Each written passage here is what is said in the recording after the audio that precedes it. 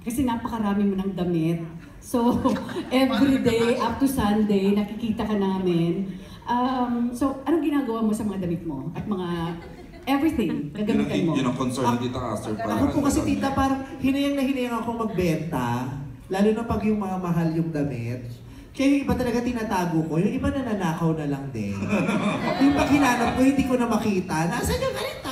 Nawawala. Pero, kasi ano yun, kasama po talaga sa mga, sa marami kong interest yung damit.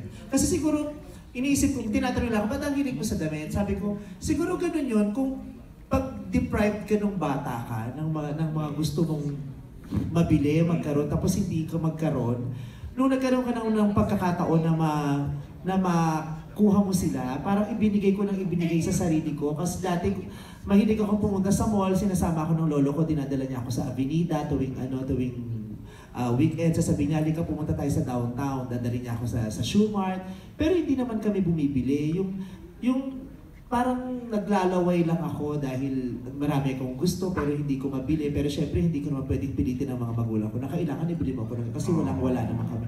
Kaya nung nagkaroon ako ng kahit papaano, gusto kong ibigay sa sarili ko. Kaya minsan sobra na nga. Pero okay lang naman kasi I make sure na I am not living beyond my means. Na hindi ako sinisigurado kung hindi ko naman ikahihirap yun. Pero yung iba, ipinamimigay ko sa mga fans, ipinamimigay ko, o kaya sa mga bakla. Minsan hiningi sa akin ng mga bakla po, tita. Pag sinabi, Meme, akin na lang yung gown na sinuot mo sa akin. Pipigay ko naman. Nakakatuwa din naman na isusuot nila yung mga gown na hindi ko na rin pwedeng isuot.